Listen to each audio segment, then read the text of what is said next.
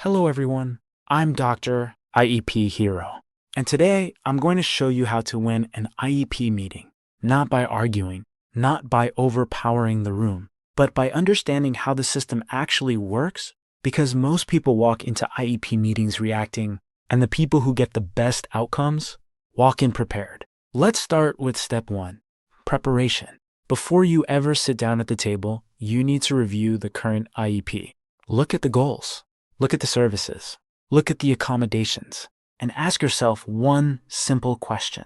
Is this working? Is the student making progress? If the answer is unclear, that's your first red flag. Bring specific questions into the meeting, not general concerns. Specific questions. What data shows progress? How is this goal being measured? What instruction supports this skill? Clarity changes everything. Step 2. Understand the roles in the room. IEP meetings often include general education teachers, special education teachers, administrators, and sometimes specialists. Each person brings a different perspective. Teachers bring instructional insight.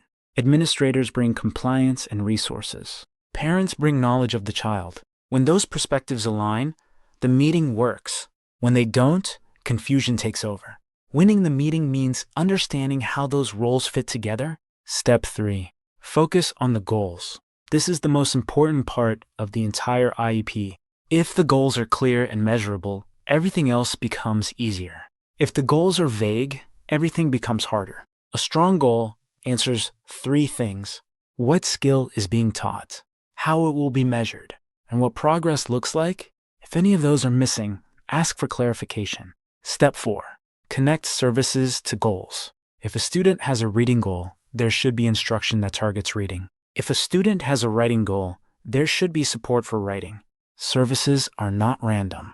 They are the plan for how the goals will be achieved. If the connection isn't clear, that's a question worth asking.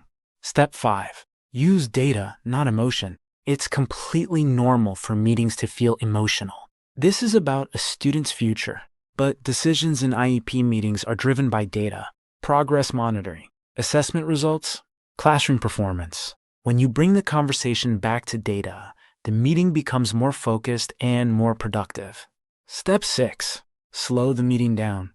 IEP meetings are often scheduled tightly, but you are not required to rush. If something doesn't make sense, ask for time. Ask for clarification. Ask for examples.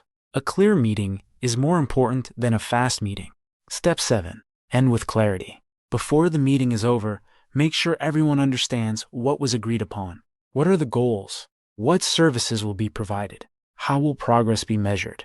What happens next? If those answers are clear, the meeting was successful. If they are not, it's okay to ask for follow-up. Now here's the bigger picture.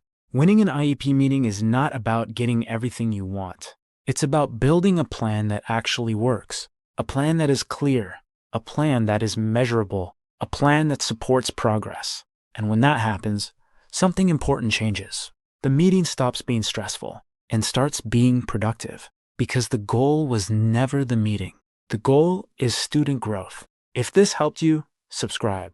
I'm Dr. IEP Hero, and I'll see you in the next video.